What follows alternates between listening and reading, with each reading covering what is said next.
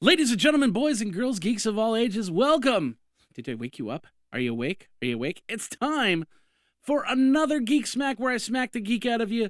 The holiday edition. The vlog holiday edition. Vlog holiday edition. Vlog. That's how you do it in sign language. V-L-O-O-O and a nice cold cookie with a G. Vlog.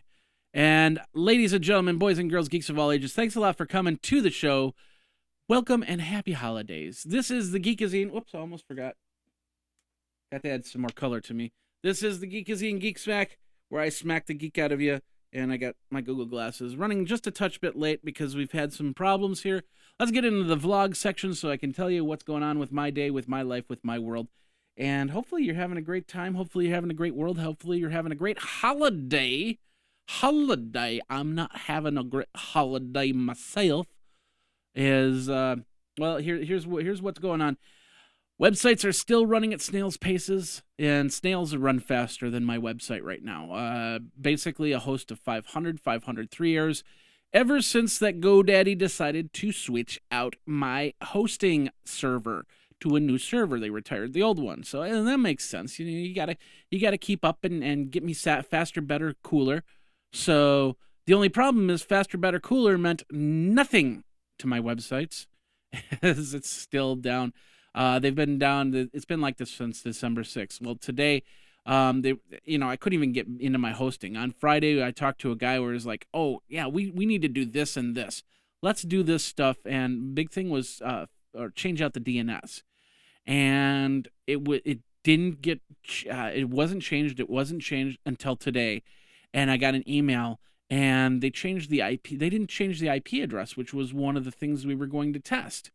If a previous website had that IP address and somehow something was calling to that IP address or something like that, I don't know. But I was just livid at that point. And that was about 2 hours ago. So I called GoDaddy up and I said, "Look, we gotta figure this out.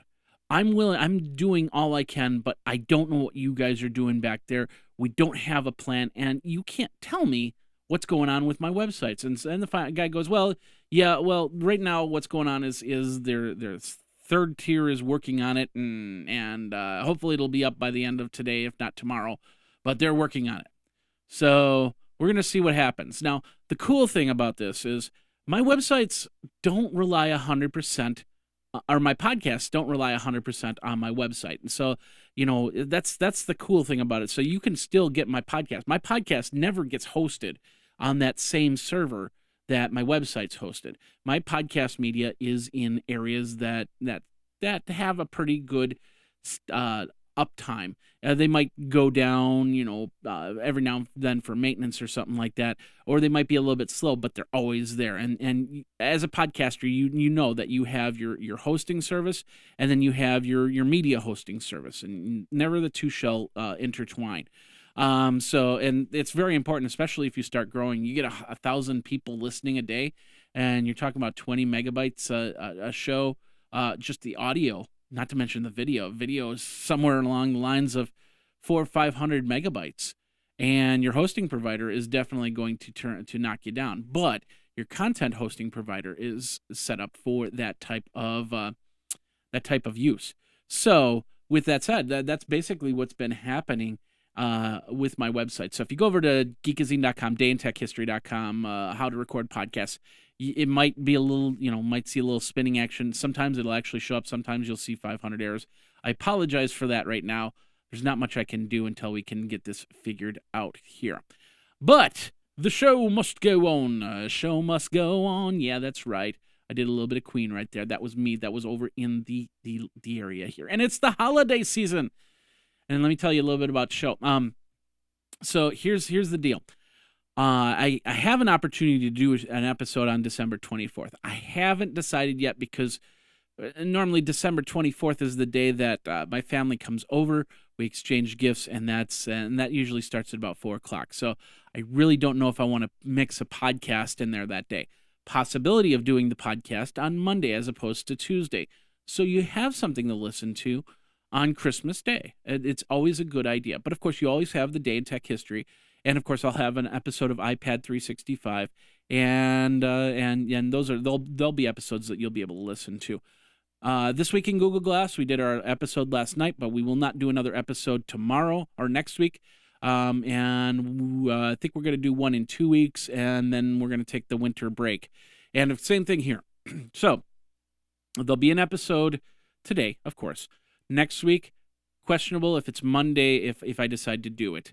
But then the week after, that would be the 30th, there'll probably be an episode for you for the new year. However, today is my end of year episode and what I'm thankful for. So that's the main subject here is looking back at 2013 and hopefully getting it before everybody else does, because you're starting to see a lot of top 10 of 2013 lists. In fact, I think I talk about one or two on the show here. So, excuse me.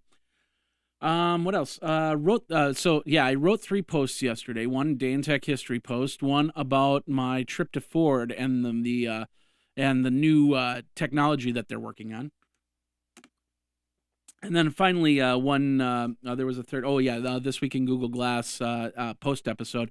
And because of the website problems, trying to write a post was almost impossible. In fact, I had to write the show notes on another blog that was hosted by another server, just so I could just so I could have show notes. And I knew I could get into my show notes. So, excuse me. I got a frog in my throat. No, it's frog. It's somewhere around here. Anyway, so the whole point is that I've got the show notes here, and we're good to go. It took forever, and I am a little stressed out. I'm a little tired. I'll admit it. But what's going to happen is I'm going to do this show. I'm going to do Day in Tech History. I'm going to try and post it. We'll see what happens. Once it gets posted, then I am going to kind of, I don't know, just relax a little bit. So, because tomorrow morning I've got to be at a social media breakfast where they're gonna talk about LinkedIn. It's gonna be pretty cool. So, and I got some other stuff I need to get done because this last week was pretty tough, really tough. So, especially since last night after This Week in Google Glass, I actually had to shovel snow.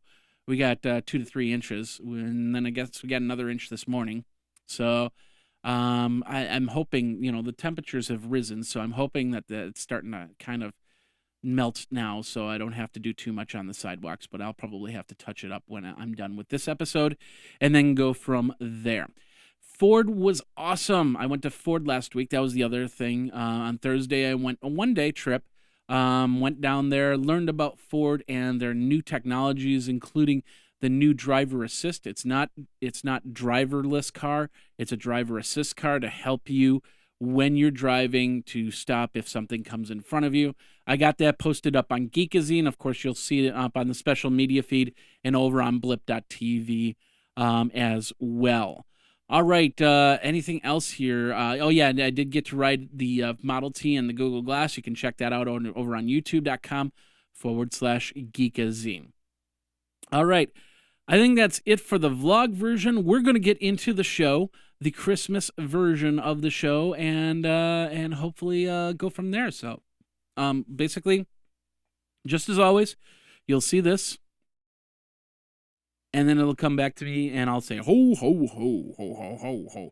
Oh, one more thing before I do the CES action. Our crowdfund has ended. Yeah, we didn't meet our goal, but the money that people gave us, we still get. Minus 9% or something like that. So thank you for everybody that did that. We're going into phase 2. Phase 2 is actually opening up a Cafe Press store. And with the Cafe Press store, you can continue to buy the t-shirts and some other stuff if you want a coffee mug or something like that. And that's brought to you by our friends over at Cafe Press. And of course, we got Dropcam on the list. And another sponsor coming very soon. I don't know if I can talk about it. I believe they're going to be at CES. I'm not 100% sure. I probably shouldn't have talked about that, but nonetheless, I did. So anyway, ladies and gentlemen, boys and girls, geeks of all ages, let's get into your Geek Smack for this week.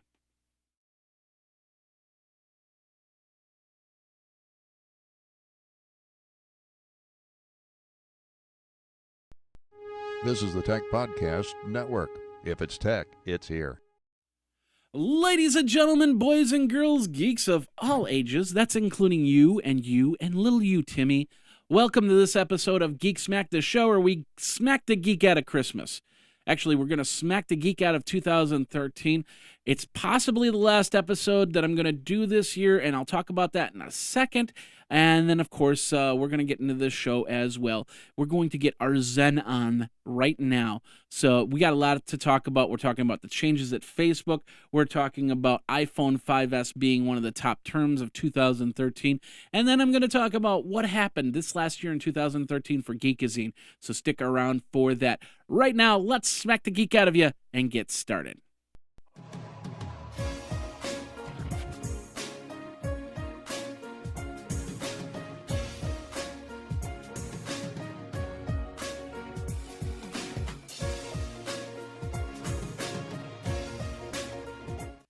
Ladies and gentlemen, boys and girls, geeks of all ages, ho, ho, ho. Welcome to Geek Smack, the show where we smack the geek out of you like I'm smacking the heck out of 2013. Yeah, I'm going to talk about what happened in 2013, all the people I met, all the places I went to. The Google Glass started up in 2013.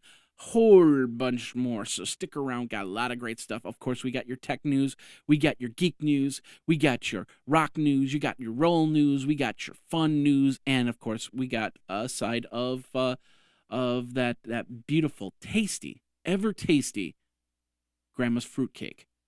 That's awesome. You got to have some of Grandma's fruitcake. Awesome stuff. I'm just saying.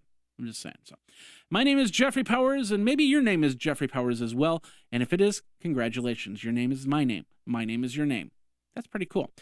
We have a great show. If this is the first time that you've come to the show and your name's not Jeffrey Powers, that's okay. You can be Jeffrey Powers for this hour and this, well, you want to be Jeffrey Powers from here on in. You'll have to go to the courthouse and get a name change or something like that. So if you want to do that, let me know. Tweet me. You can tweet me over at Geekazine, not Jeffrey Powers, but Geekazine. Think magazine, put in a geek, you've got, boom, Geekazine. And of course, geekazine@gmail.com. Boom, geekazine@gmail.com. The hotline being 608-205-4378. 608-205-4378. Of course, if you're listening on audio, that's once again 608-205-4378. You can also go over to geekazine.com. Really quick, I talked about it on the vlog. If you want to find out the vlog, first 15 minutes, I do live. Well, I do the show live every single Tuesday at 2 p.m. Eastern on youtube.com/Geekazine. So, and of course, just find my Google Plus page. I'll post when I'm going live. And then you can go from there. Of course, if you go over to geekazine.com, the page will be up there. However, you go to geekazine.com right now, not so much. And that's what I talk about on the blog. I talk about my problems. It is now day 11 on my websites not being up 100%. They're up, and you can get to some stuff, and the RSS feeds still aggregate. And that's the beautiful thing about being a podcaster is not 100% of the people go to your website. They end up going to iTunes. They end up going to Stitcher. They end up going to wherever other places are where they basically get podcast content and consume your show there. They do go to the show notes, but there are other ways you can get the show notes. Like, for instance, when I publish, it publishes out to a group over at groups.google.com. You can sign up for that group and get it into your email every single week of the year. 52. Well, if I do 52 episodes, you'll get it every single week of the year. But for now, you can just go there and sign up there. But as the very, very important person that I'm trying to remember his name and completely forgot his name, P.T. Barnum once said, let me do that again. But as P.T. Barnum once said, the show must go on, and that's what we're doing. I've got an alternate spot for my show notes. I got an alternate spot. Well, of course, the audio and video is going to be up in their regular channels. We just got to get the RSS feed aggregated so it can get out to iTunes, so you can get it from there. Last night, just really quick, Twig had a great show with Luke Wallace. We talked about prescription glasses. You can check that over at twig.tv, TWIGG, or Twig as Luke called it, twigaga.tv, and or thisweekingoogleglass.com. And then Ford trip was awesome. I had a lot of videos. You can go over to youtube.com/Geekazine to see the new technology that they're putting into they're planning to put into cars that create 3 new models to do some driver assist. And I got to ride in a Model T, and I talk about that. Of course, I have that video over there at youtube.com/Geekazine. So, ladies and gentlemen, let's get into our Model Ts, and let's get going for this week's Tech Smack.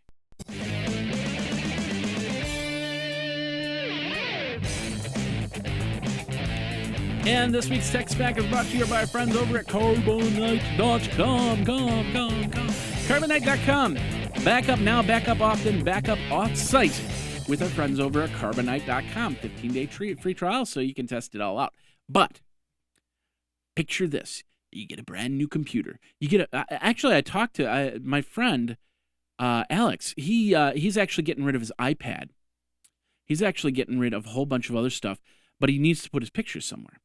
And he bought this device that he put in the kitchen. It's basically a cloud device, but it's a single hard drive cloud device.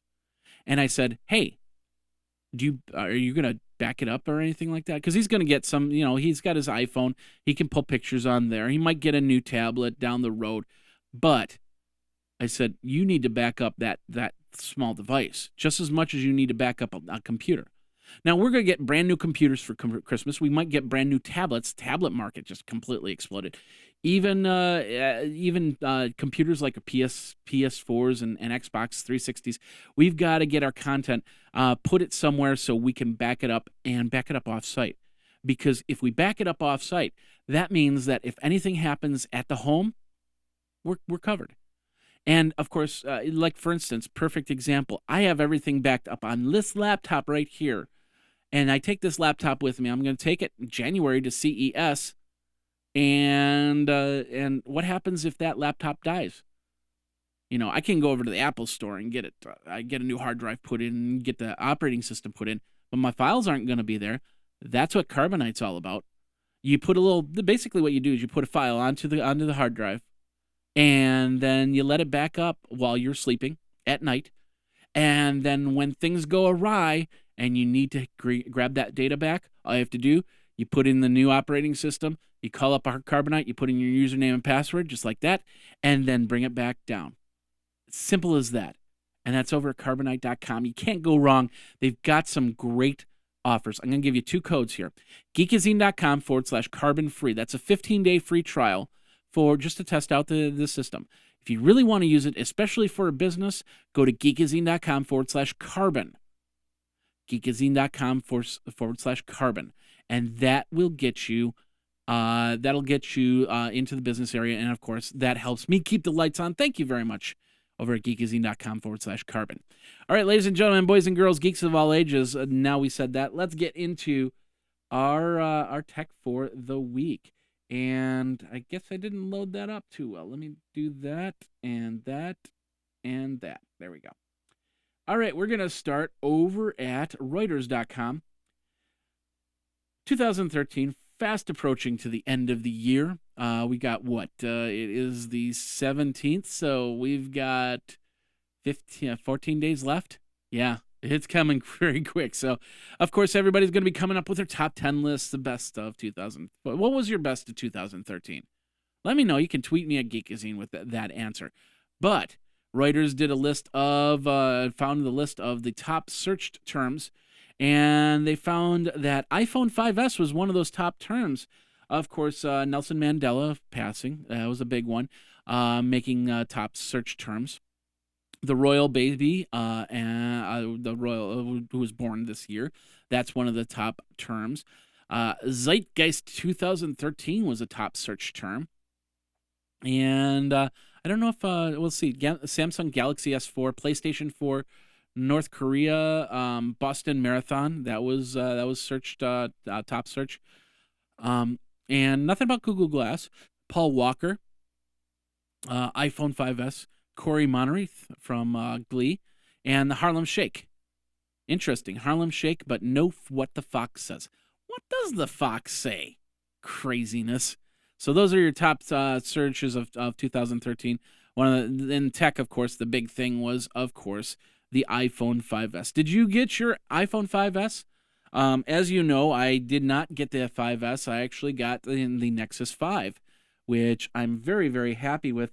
And with Google Glass, it pairs so well, and it does so much more than iOS. When I had my iPhone 5, for the little time that I had it paired, it wasn't as useful as it is with this connection, and it's just amazing.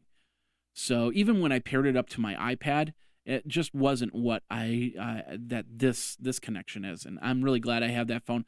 The only problem I have with my Nexus 5 phone, the battery sucks, as opposed to an iPhone. But I have to go in and make some changes, make some adjustments. You don't need the flashlight app to query the internet and find out where your friends are or anything like that, or give you any updates. So I kind of turned that off. And of course, cleaning up the phone a little bit, taking out the apps you don't use, very important there. So, but anyway, enough about that. We're back to the article. If you want to read more on that, go over to Reuters.com. And I'm using the wrong mouse here. So, why isn't this thing working? Oh, well. Anyway, let's move on from there. Let's go over to USA Today. Facebook is planning to roll out video advertising. Video advertising killed the radio blog. I think, is that right?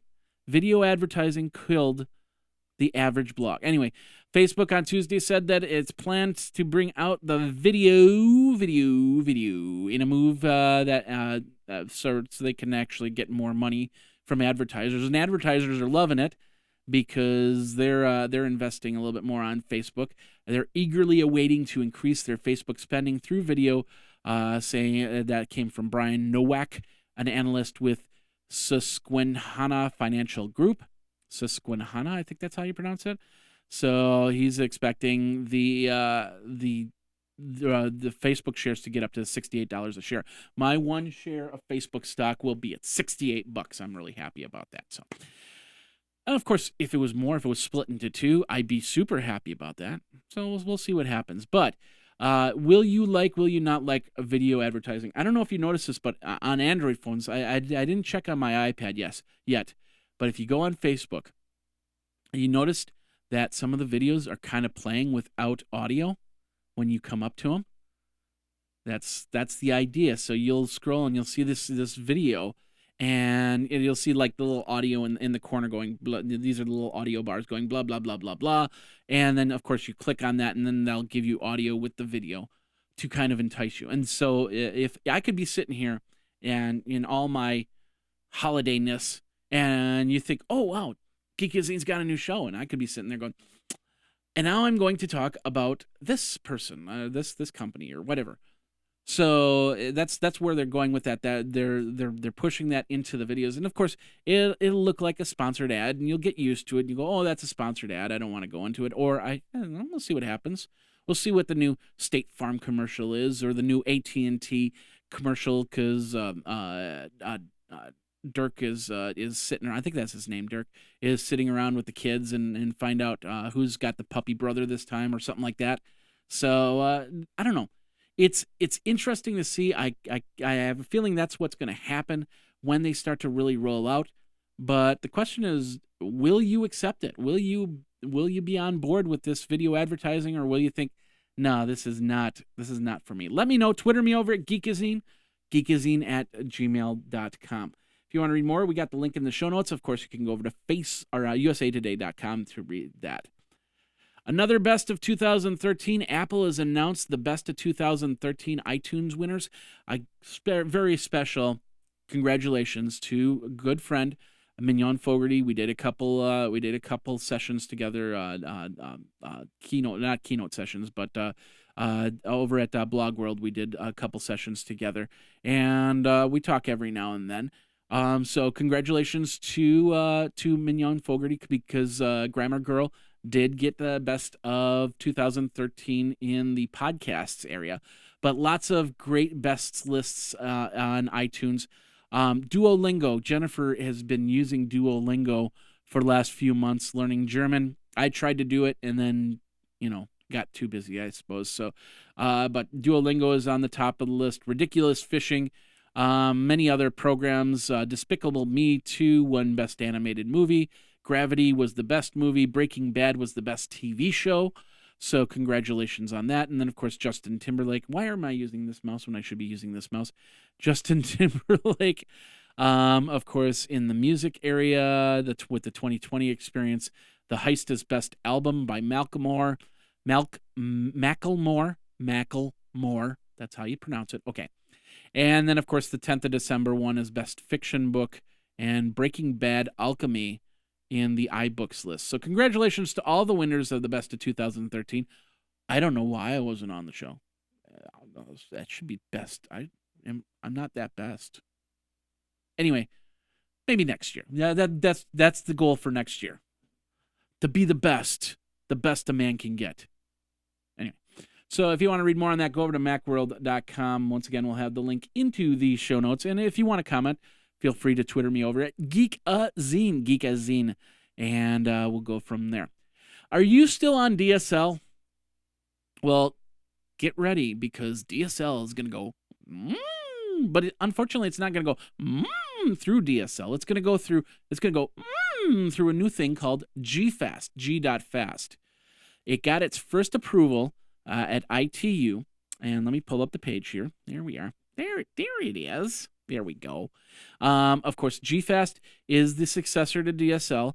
It's passed first stage approval by the International Telecommunications Union, and it will now, hardware companies will now take this technology, and they will now, they'll now get ready to start using GFast into their services. What does that mean for you? That means that we're calling it DSL now, but what they're going to replace DSL with, name-wise, acronym-wise, or whatever, and it'll probably just be called a GFast modem, will get you 500 megabits per second download. I don't know about upload rates, but download rate, 500 megabits per second, is pretty darn good. I mean, right now, I've got a cable company connection, and last night, I actually had some problems last night, and it was doing 30 to 50 down and about 2 to 3 up. Actually, I got 5 up, but last night it was doing 0.48. I don't know why. Yeah, so 500 down, no word of what the up is. Probably going to be somewhere in the lines of 3 or 4 up. But that is definitely going to change the game, especially with the cable companies. Because remember, I think it was last week I talked about it when I was like, because of all the problems. I talked about how internet companies could actually get up to, could promise a consumer 1 gigabit per second. They don't, because of the fact that, they don't have that pressure. This will give them that pressure. So now DSL, can say, hey, well, not yet, but in the next six to 9, maybe even 1 year, they can say, we can get you faster speeds. They might even be able to do like 100 megabits per second first. There's got to be lots of hardware that needs to be put into place, developed first, put into place second, and then implemented. So we'll see what happens there. But it's great, especially for people that can't get cable internet, that have to use DSL. This is perfect for them. So if you want to read more on that, we've got the article over at phys.org. Of course, once again, we've got the show notes where you can go and subscribe to and get them in your emails and go from there. Did you get your Mac Pro yet? Do you want to know how much a Mac Pro is going to cost? The little trash can, the little black trash can that could? It's going to cost you $6,000. Yeah. Well, and technically it's going to cost you $2,999, but, who's going to get a Mac Pro, which is meant for high-speed desktop usage, high-speed video graphics, high-speed usage, and then get the low-end version, the $3,000 version? No, you're going to get the upgraded CPU, so you can get an Intel Xeon E5.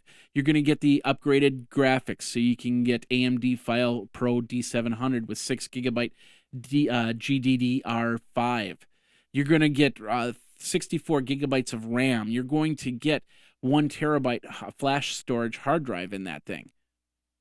So that's going to cost you around $6,199. Now, I saw a post on G Plus, Google Plus, where somebody said if you took all the pennies that it would cost you to buy a Mac Pro, the weight of the pennies would be the weight of a Tesla electric vehicle. Craziness. So, and of course, like I said, it's going to be $3,000 for the little black trash can. If you want 12 core, it's going to be another $3,000. If you want 64 gigabytes of RAM, it's going to be another $1,600. And 1 terabyte is flash storage, $800. Now, you can circumvent that. You can get flash storage from somebody else, which might be cheaper, or you could get regular hard drives if you don't need to have that speed, or if you're using some other type of storage system. So you might not need to get the flash storage. You might not need the 64 gigabyte of memory because you pull it out of the other computer or something like that. I don't know. Or you'll find a company that actually offers it for less than $1,600 for 64 gigabytes. It's crazy. It's a powerful machine, but it's crazy. So anyway, $6,000. That's what you're going to expect to pay. $3,000 in the base unit if that's all you need. But why are you spending $3,000 for that computer when you could get a PC for 1/3 of the price? Just saying. Anyway, are you going to get a Mac Pro? Let me know. Twitter me at Geekazine. Email me at geekazine@gmail.com, and let's talk about it. So, all right, and that's over at macrumors.com. Let me do that and that and that. We've got a couple more articles here before we get into the second half of the show. And we're over at techradar.com. Microsoft has lost their top software engineer. Now, they're in the middle, and I wrote an article on this on another site that basically, their CEO, trying to find the CEO has been a problematic thing. And there's a lot of stockholders that are really concerned that come January 1st, Steve Ballmer's leaving, and they don't have somebody ready to take the reins. Now, I got to meet up with Alan Mulally, CEO of Ford, who's one of the top contenders of CEO of Microsoft. I did not ask him the question. He was more interested in my Google Glass. I got a nice picture with him, so that was pretty cool. But Ford, I think Ford's expecting, and there's a couple articles that I read that also say this. I think Ford's expecting Alan Mulally to step down. And if he steps down, he might not take the job at Microsoft, but he might step down, which means they need to have another CEO ready to take its place. So they don't have that same problem that Microsoft is having. Well, I don't know if it's the writing on the wall. I don't know if it's just he had a better opportunity to do this or whatnot. But the employee whose name is Blaise Agula Ekaris. I know I'm not pronouncing this well. I apologize for that. He joined Microsoft in 2006. His software got acquired by Microsoft. It was called Sea Dragon Software. And he decided that he was working with Bing Maps at Microsoft, and he got an offer from Google, and he took the offer. And on his blog, he basically said, "This is the hardest thing I had to do, is make the hardest decision of my life." That's what he said, actually. So amazing that, and he took the jump, and I don't know. We'll see what happens, but I think he could probably even go back to Microsoft without any problems. But yeah, he definitely jumped ship, and they lost one of their brightest and best employees to Google. So we'll see how that rolls out, and we'll see if anybody else is deciding to jump the same ship and go from there. So, but in the meantime, if you want to read more on that, we've got that over at Tech Radar. If I start seeing more people, in the next 3-4 weeks, starting to find a new job, leaving Microsoft for a different job, doesn't have to be Google, it could be Yahoo or something like that. That'd be kind of weird. Leaving Microsoft for Yahoo, I don't know. Anyway, then we might see some writing on the wall. But right now, it's just it is actually 2 instances to think about. So Microsoft, he got some work to do in the next couple of weeks here. So if you want to read more on that, go over to techradar.com. All right. We hear about low cost technology all the time. I mean, remember a few years ago, one laptop per child, $99 laptop. It was like, wow, in a $500 laptop world, we can have a laptop for $100. We don't even think about that anymore, do we? Because we've hit a $99. I can go to Big Lots down the street and get myself a $99 tablet. But now, DataWind is coming up with a $38 tablet. And you're going, oh my God, that's crazy. That's crazy. This is over on informationweek.com. And it's DataWind is the name of the company. I guess the tablet is available, but not to the U.S. just yet. The average tablet, well, like I said, I can go to Big Lots and get a tablet for $99. But around the average decent tablet, like a Kindle Fire or something like that, is around $229. The HP Slate is about $150. But you know, who wants a Slate? Well, I don't know. Maybe I suppose the HP Slate. I was thinking more of the Windows tablets because I'm not really impressed with them. So, but a $38 tablet.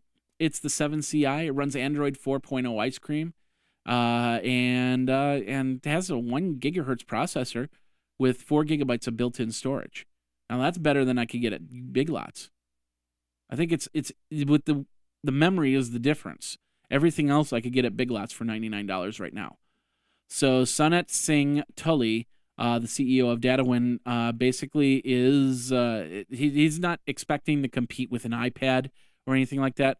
But he wants to be able to bring devices into the home. And this would be a perfect device for the kids. This would be a perfect device to leave in the kitchen. This would be a perfect device. I could probably change all these picture frames with tablets if I wanted to. At $38 a tablet, heck, sign me up.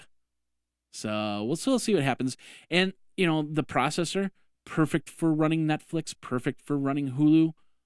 And it's an ice cream sandwich, so it's keeping a line. I don't know if it can run KitKat or anything like that, but I would guess that they try to put a better operating system on it as time goes by. But we'll see what happens. So if you want to read more on that, go over to informationweek.com. That does bring us to the end of part 1. We're going to get into part 2, the Geek Smack of Geek Smack, the Geeky Geek Smack. And, of course, we will be right back. This is Geek Smack. And then, of course, we're going to run down what happened to Geekazine in 2003. So, until then, we'll be right back.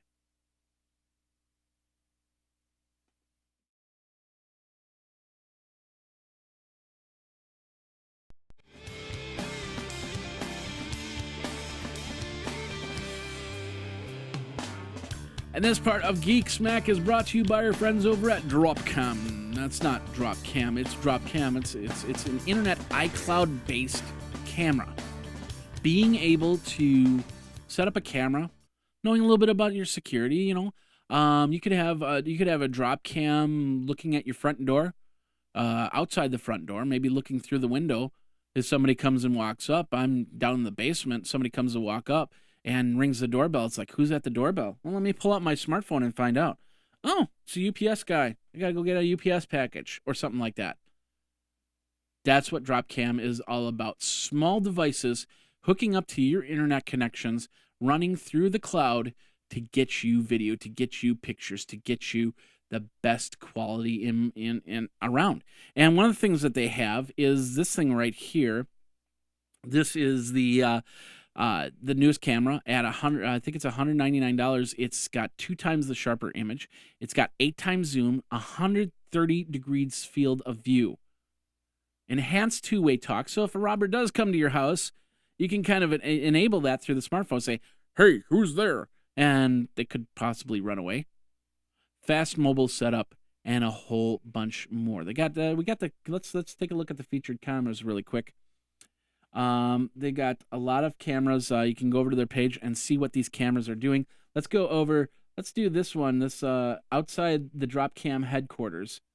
This is the video that they're playing right now outside the headquarters, and you can see that the street looks like it's running. Oh, it's got a pretty good. I'd say about 25 frames a second or something like that. You might be seeing a little bit less because it's going from one connection to the other one.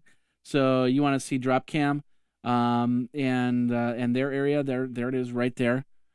So that's pretty good quality for their high quality Dropcam. So check it all out.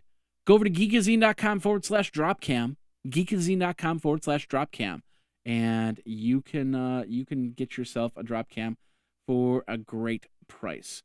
All right, let's get back into the action. We're going to start over at, it's not loading yet, HNGN, a new website for me. So if you see any problems, let me know, and we'll get that changed out. Facebook has launched a donate button for the cause, so if you are a nonprofit organization, you can actually apply for that. I think you have to be a nonprofit organization to do that.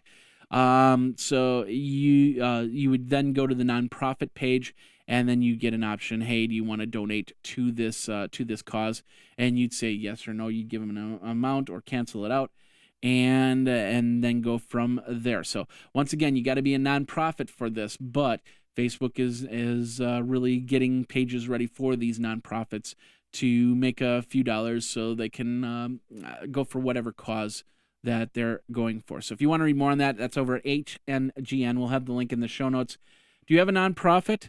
Do you have a Facebook page? Would this change your Facebook thoughts and directions? Let me know. Twitter me over at Geekazine or geekazine@gmail.com. All right.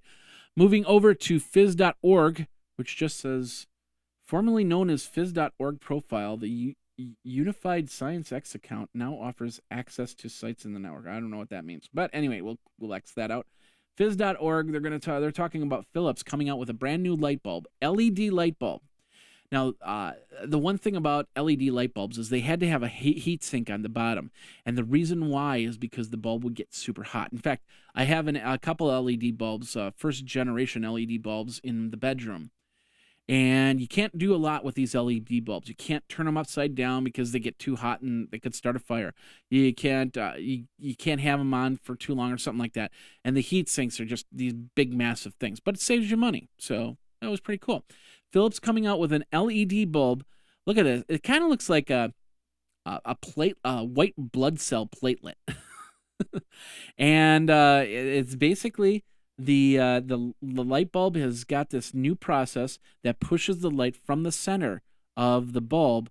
So not only does it give you the brightness that you need, it doesn't need that big, bulky heat sink that was on the bottom of an LED bulb. Now, I don't know if you can use this in your light fixtures upside down just yet, but this might be the way to go. And I know at CES, I've already gotten a couple CES invites for light bulbs LED light bulbs that will let you screw it in and onto a light fixture on the ceiling or something like that, so you can use it sideways or upside down, and it doesn't hurt. It's not heat.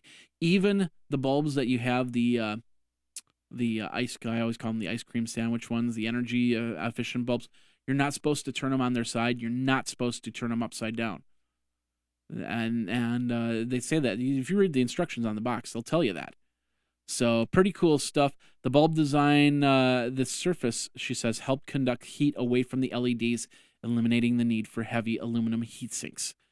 So, and of course, with taking the aluminum heat sink out of the process, these bulbs are probably going to be even cheaper than an LED bulb before, which were like $10, $12 or something like that a bulb. So we'll see what happens. They're going to be coming at the beginning of next year at Home Depot and Slim Styles. Oh no, the Slim Style is what the name of the bulb is. So if you want to read more on that, go over to phys.org. Once again, we'll have the link in the show notes. Let's move over to The Verge. Sprint is adding 70 new LTE markets, including Madison, Wisconsin, woot woot, Madison, Wisconsin, woot woot, and Green Bay, Racine, a lot of areas in Wisconsin. Of course, San Diego, St. Louis. I went through the list. Let's see if I can go through all 70 in here. Do you want me to go through all 70? Let's go through all 70. Of course, it's called their Sprint Spark. Their enhanced offering of continued innovation and progress. So, and I know I just clicked on the wrong link here. Let me go back here really quick. But lots of places, 70 different markets. So if you were waiting, if you were still on WiMAX, a lot of you were still on WiMAX. In fact, Jennifer has a Sprint phone, and her phone's still a WiMAX 4G phone. So they'll be able to move that. No word if WiMAX is getting taken down in replace for 4G. They kind of mentioned that they're definitely not improving WiMAX at all. So, but eventually it'll go away. Abbeville, Louisiana, Albany, Georgia, Albertville, Alabama, London, Kentucky, Louisville, Kentucky, Lubbock, Texas, Madison, Wisconsin, whoop whoop, Manitowoc, Wisconsin, whoop whoop, Michigan City, Indiana, Augusta, Georgia. Let's just go. There's a lot of Birmingham, Alabama, Orlando, Florida, Ottawa, Illinois, Branson, Missouri, Brunswick, Georgia, Beach, Florida, Racine, Wisconsin, woot woot, Columbus, Georgia, Cooksville, Tennessee, Danville, Kentucky, San Diego, St. Louis Islands, St. Thomas, St. Croix, U.S. Virgin Islands. So if you're going to the U.S. Virgin Islands, there you go. Davenport, Iowa, Moline, Illinois. I actually go to Davenport, Iowa a little bit, so a little woot to that. Jacksonville, North Carolina, LaGrange, Georgia, Lake City, Florida, of course, Twin Falls, Idaho. Of course, there's a whole bunch of other. Traverse City, Michigan, Michael Dell, Traverse City, Michigan. Woot for that. Woot! And so much more. So check that all out. Of course, we'll have the link in the show notes. All right, 9 to 5 Mac. President Obama's meeting with Tim Cook. About 10 their tech execs on how to discuss healthcare.gov and NSA surveillance. I'm on the fence on this. I don't know if Apple is the best answer to discuss healthcare.gov and NSA surveillance. Why wouldn't you want to go to a Facebook? Why wouldn't you want to go to a Twitter for those types of questions? Apple has to worry about security and surveillance and all that stuff, and keeping a website up, but how many times has Twitter or Facebook or Google Plus, for that matter, gone down because of traffic? How many times has Apple gone down because of traffic? Not too many. So he's meeting with Tim Cook. He's gonna try and fix the problems. That's great. Fix the problems. So, but anyway, he's gonna meet with Tim Cook and the tech executives from Apple to discuss all that. So we'll see what happens. We'll see if healthcare.gov actually survives and go from there. So if you want to read more on that, 9to5Mac. Going 9to5Mac.com is a way to make a living, I think. Anyway, let's move on from there. We're going over to imore.com, another new website. Once again, if you have any problems, let me know, and we will change the website around. Apple's released their Mavericks 10.9.1. I actually just updated it on this Mac. It improves Gmail support, other mail access, and male and female access, maybe, right? I don't know. Anyway, it resolves an issue that prevented VoiceOver from speaking sentences containing emoji or emoticons or whatever you want to call them, and updated shared links periodically when open the Safari sidebar. The problem I have with Mavericks, I used to hit the Finder button, and the Finder would come up, and it would say all my files, and then I would see the most recent file first. And what does it show now? It shows some file that's technically a side file that Apple creates so you can open it. It's an RTF, a real text format file. And then I go down, where are my images? I go down on images, and then I think everything's in an alphabetical order. Yeah, it looks like in an alphanumeric order. So it's not latest, and maybe there's a way to change that. Maybe I have to just change a setting. But I didn't want it. I didn't want to lose it. Come on, fix it.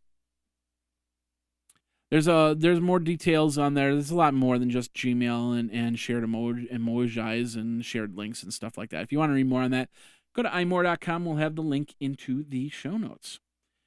Moving on, we're going over to the Washington Post. Google has found out that HP Chromebooks and Google and HP realized that HP Chromebooks have a problem with their chargers. The chargers are overheating, and so they are putting together a recall for those chargers. I'm guessing you'll have to send in the charger. They'll send you a new charger back, or maybe they'll send you the new charger first. And that makes more sense. They send you a charger, you send them the old one, so you can still use your Chromebook. So we'll see what happens there. And it's a high-end model, I guess. Features about $1,000. So Yeah, replace the chargers. Good idea. So if you want to read more on that, go over to WashingtonPost.com. All right, Fedora. Fedora is a Linux install operating system. They celebrate 10 years of common innovation. Congratulations. Fedora 20, now available. Congratulations to Fedora. So if you want to read more on that and find out what Fedora is all about, go over to marketwatch.com. We got the link there. Finally, back to Sprint. We talked about the 70 markets, but Sprint and Dish have decided, hey, let's kind of mark our own territory when it comes to high speed. And they decided Corpus Christi, Texas is the place to do that. So what they do, they're going to be offering high-speed, there we go, offering high-speed wireless broadband trial for Corpus Christi, Texas. They'll install either an outdoor or indoor router, depending on the location, to receive 4G TDD LTE signal running over 2.5 gigahertz spectrum. And they said if the trial is successful, they will help bringing broadband services to other areas and other people around the United States. It's important to expand our wireless. And last week we talked about how in New York, it was Harlem that got a great expansion of their wireless system. And it's great to see that cities are really starting to think about that. It's just going to be part of an infrastructure of a city in the future. And you might have to pay a few dollars to be on their network, but there'll be some free resources, like maps or something like that, so you can navigate around town. Bus maps, so you know which bus to take. Phone numbers for emergency or taxis or something like that. You'll be able to get the basic information. Everything else you'll be able to get on your smartphone anyway. So great idea. So congratulations to Corpus Christi. We'll see how that test goes. I think I have a friend in Corpus Christi. I'll have to check with them and see what happens there at the end there. So anyway, that does it for this part of Geek Smack. We're going to get you into the main section. We're going to celebrate 2013, tell you what happened at Geekazine, and we'll do that next. You're watching Geek Smack on Geekazine.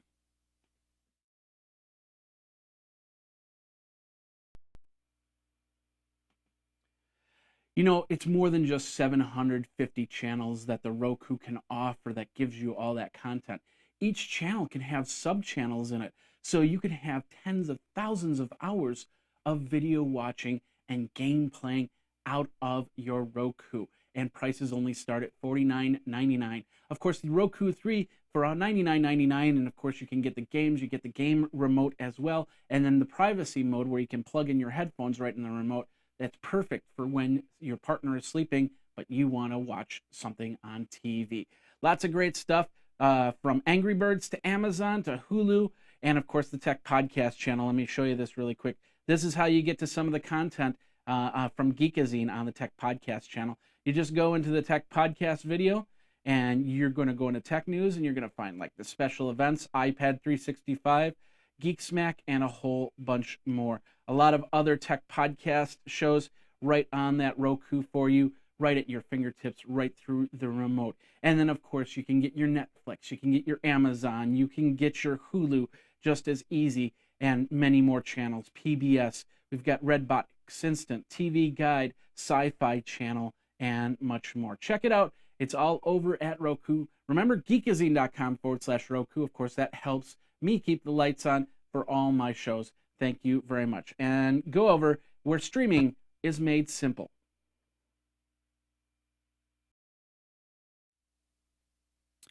The new year is fast approaching. 2013 had some big challenges for this podcaster. In looking back, I had some great opportunities as well. Now, CES was the biggest challenge because we had a lot of uncertainties for last year. The new location looked very promising. Yeah, we didn't know if it was actually going to work. Alas, the end result was a pretty successful event. I had another hosting issue around March during South by Southwest. Now, and of course now in December. While podcasting doesn't rely 100% on a website, it definitely showed some losses while it was down. I got to experience 3 new events this year: NAB, Microsoft Management Summit, and CA Technologies CA World. All in Las Vegas. I was actually able to talk with some pretty interesting and cool people and find out more about video production and enterprise solutions, all in 1 week. I didn't make it to some of my regular events because I basically was selected to use Google Glass. On July 9th, I did a turnaround trip to Los Angeles so I could pick up my glass.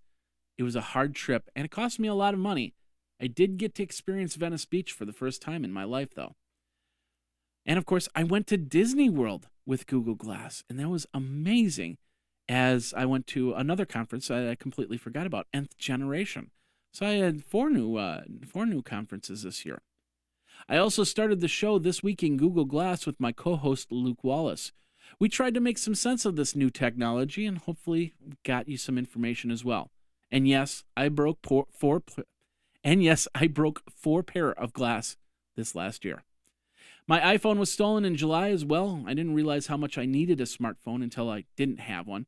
The Nokia 900 that I did have in the backup that I did use worked, but as time went on, the Windows 7.8 operating system was basically losing apps left and right. I can't tell you how much of an aggravation that was when things like LinkedIn stopped working, and how much of a change getting that Nexus 5 became. It was even more of a change than an iPhone to an Android device. I can say I'm a lot more productive because of it. Now, some top videos this year included the Ford Atlas truck unveil, the Apple TV versus Roku versus Chromecast video, and yes, I know that the audio wasn't perfect on it, but you still watch it anyway. A hotel walkthrough of Mandalay Bay, and 7 videos I actually made in 2011 and 2012. Dark Time was around September. Oh yeah, of course we have the new Ford videos that just came out. They just haven't hit lists yet, but I have a feeling 2014 is going to be a great year for them. Now, the Dark Time was around September through November. I can't say for certain, but I didn't get a lot of phone calls. I think the concern was basically with the upcoming healthcare.gov issues. I kept the site going and kept going as well because I knew that was going to change. Then in November, it actually did change. I got to be part of another new conference, Techonomy 13. What an amazing event that was, as I met a whole bunch of top thinkers in technology and got to visit Tucson, Arizona for the first time. Of course, the keynote from Tony Hsieh of Zappos really showed me that entrepreneurialism is definitely not dead. The helpouts are starting to be a big part of Geekazine and how to record podcasts. I have a few people that I'm helping with podcasts, and also I'm getting an ebook ready for the masses. It'll be a couple bucks in the Amazon store, and there'll definitely be ways of getting it for free. Finally, this last week at Ford brought some great opportunities, including the ride in a Model T through glass, and a lot of people are really enjoying that video. It was one of my highlights of 2013 for sure. I did meet some celebrities this year. I got to re-meet Steve Wozniak this summer and see his first reaction to Google Glass. At South by Southwest, I met some up-and-coming bands that you hear on the radio, including a band called Dawes. I ran into the cast of the USA show Graceland at an event. A panel on how the WWE is crushing social media allowed me to say hi and talk with Stephanie McMahon and John Cena. So here we are, looking back at 2013, an up and down year for Geekazine, but definitely a positive one. Hopefully your year was just as fruitful, if not even more fruitful for you. Was it more fruitful than that? Did you have an awesome year? Did you meet somebody that you just couldn't believe that you would ever meet? Maybe a celebrity or something like that? Let me know. Twitter me over at Geekazine. Of course, geekazine@gmail.com. The hotline, 608-205-4378. You know, I meet a lot of social media people. I meet a lot of people that start out on the bottom and rise to the top really quick and become rock stars. You know, and of course, people I've met for years, people like the Robert Scoble. I got to run into him a couple times this year. Let's see. Sahas I met during the summer. He's one of those people that just really kicking it. I met a lot of people from Google this last year, and when I first saw Google Glass at South by Southwest, And of course, I'm running into old friends, Google Plus friends, Hangouts in real life, and everything else. It's been an awesome year as I look back. So that's the positives. And they outweigh any negatives like websites being down for 10, 12 days. Because I know that website will come back up, and I know that I'll get my traffic back, and I will continue to produce as best quality shows that this one-man shop can do. And of course, if you want to help out, you're more than welcome to. Just let me know. Twitter me over at Geekazine, geekazine@gmail.com, or 608-205-4378. How can you help out? You can send a donation. You can PayPal me a donation at geekazine@gmail.com. You can just Twitter me and say hi, or just friend me over at Geekazine, friend me over at Google+, friend me over at Facebook, and go from there. All right, ladies and gentlemen, boys and girls, geeks of all ages, thank you very much. It's been an awesome 2013. Like I said, the schedule upcoming is a little bit questionable, so I don't know what I will be doing in the next 2 weeks. So I wanted to get this episode out now and wish you guys a very happy holidays if you are celebrating in the next 14 days. And then, of course, Consumer Electronics Show happens the first week of January. If I don't do the shows in the next couple weeks, I will be taking the winter solstice at the first 3 weeks of January. So the next time that we would meet would probably be, let's look really quick. The next time, if I don't do one on the 24th or the 31st, will be on Tuesday, the 21st of January. So come on back and enjoy your winter break. Make some snowmen, make some snowballs, have a snowball fight, and run around with your clothes off if you want to, because that's what you get to do. I'm not going to do it myself. It's too cold out there. So anyway, my name is Jeffrey Powers. Thanks a lot for watching. Thanks a lot for listening. Happy holidays, and we'll see you next time on Geek Smack.